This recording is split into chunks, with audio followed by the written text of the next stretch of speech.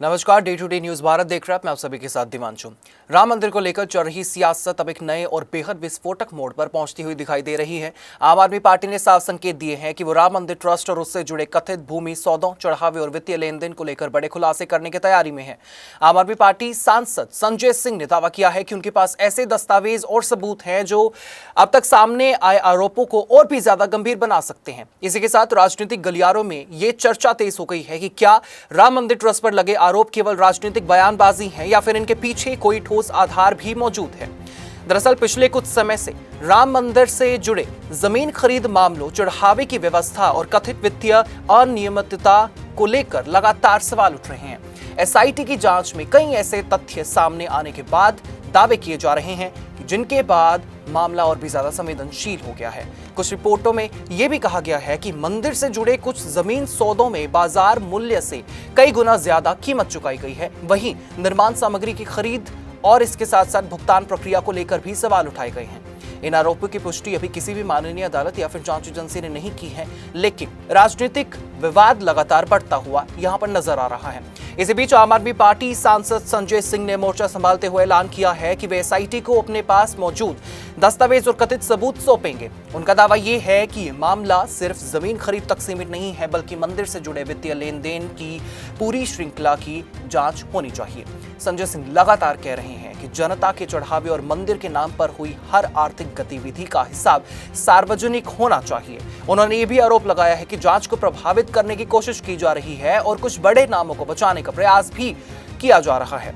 अब सबसे बड़ा सवाल यह है कि अगर संजय सिंह वास्तव में दस्तावेज सबूत एसआईटी के सामने रखते हैं तो आगे क्या हो सकता है। सबसे पहला असर जांच की दिशा पर पड़ सकता है। एसआईटी उन दस्तावेजों की सत्यता की जांच करेगी और अगर प्राथमिक जांच में कोई भी तथ्य सामने आते हैं तो संबंधित लोगों से पूछताछ का दायरा बढ़ सकता है। जिन लोगों के नाम अभी तक केवल आरोपों में सामने आए हैं उन्हें नोटिस भेजे जा सकते हैं या उनके बयान दर्ज किए जा सकते हैं। यदि जांच एजेंसी को पर्याप्त आधार मिलता है तो एफआईआर दर्ज होने की संभावना भी मजबूत हो सकती है। दूसरी संभावना यह है कि मामला केवल एसआईटी तक सीमित न रहे। अगर आरोपों की गंभीरता बढ़ती है और बड़े वित्तीय लेन देन के संकेत मिलते हैं तो जांच का दायरा विस्तृत किया जा सकता है। राजनीतिक दल पहले ही स्वतंत्र एजेंसी या फिर न्यायिक निगरानी में जांच की मांग उठा चुके हैं।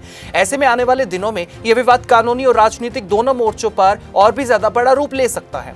हालांकि दूसरी तरफ राम मंदिर ट्रस्ट और उससे जुड़े कई लोगों ने इन आरोपों को राजनीतिक प्रेरित बताया है।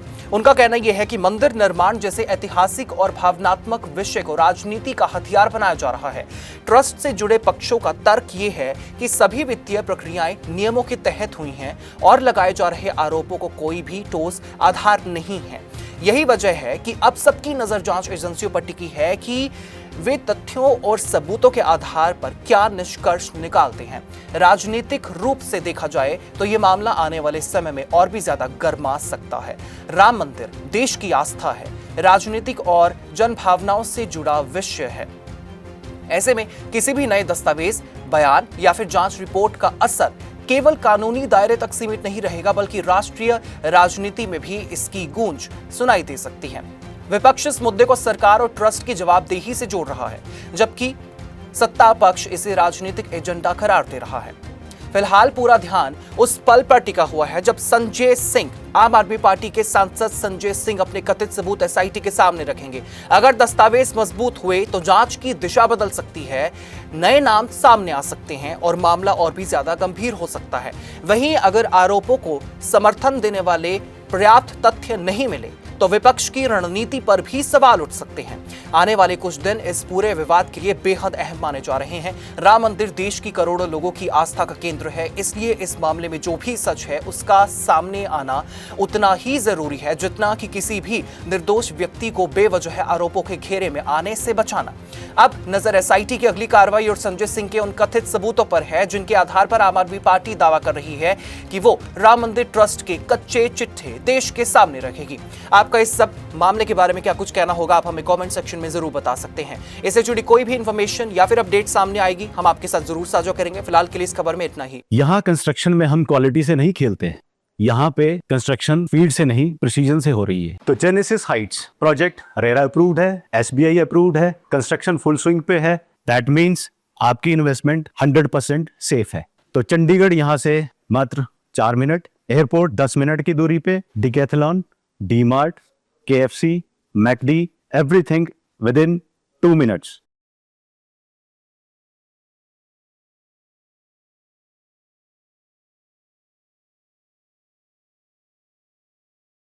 Day to day news Bharat आपके साथ हमेशा वादा करता है निष्पक्षता और सटीकता के साथ आप तक हर एक खबर, इन्फॉर्मेशन और अपडेट इसी तरीके से पहुंचाता रहेगा। हमारे चैनल का कोई भी पत्रकार ना किसी से कोई तोहफा लेगा, ना कोई विज्ञापन, ना ही करेगा किसी को ब्लैकमेल। इसी के साथ हमारे चैनल का मकसद होगा लोकतंत्र के चौथे स्तंभ को लोगों की नजरों में फिर से मजबूत करना। मुझे दीजिए इजाजत और हमें हर किसी सोशल मीडिया प्लेटफॉर्म पर लाइक, शेयर और सब्सक्राइब करना बिल्कुल भी मत भूलिएगा।